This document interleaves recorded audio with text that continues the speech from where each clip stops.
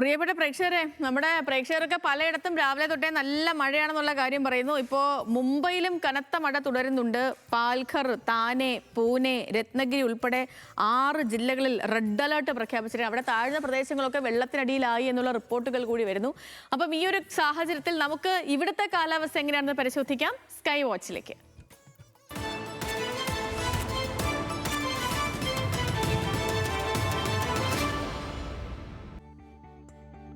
നമ്മുടെ സംസ്ഥാനത്ത് ഇന്നും നാളെയൊക്കെ ആയിട്ട് ഒറ്റപ്പെട്ട ശക്തമായ മഴയുണ്ടാകുമെന്നാണ് കാലാവസ്ഥാ വകുപ്പ് നൽകിയിരിക്കുന്ന പ്രവചനം. ഇന്ന് 3 ജില്ലകളിലാണ് യെല്ലോ അലേർട്ട് ഉള്ളത്.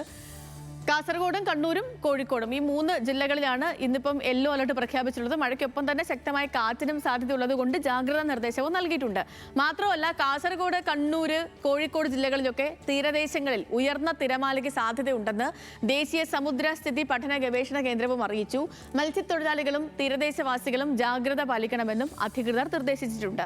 നാളെ മുതൽ സംസ്ഥാനത്ത് അതിശക്തമായ മഴ മുന്നറിയിപ്പ് നൽകിയിട്ടുണ്ട്. ഇനി പ്രധാന നഗരങ്ങളിലെ താപനില നമ്മൾ പരിശോധിച്ചാൽ തിരുവനന്തപുരത്ത് നിന്നും തുടങ്ങാം. തിരുവനന്തപുരത്ത് കൂടിയ താപനിലയായി രേഖപ്പെടുത്തിയിരിക്കുന്നത് 31 ഡിഗ്രി സെൽഷ്യസ് ആണ്. കുറഞ്ഞ താപനില 23 ഡിഗ്രി സെൽഷ്യസ് ആണ്.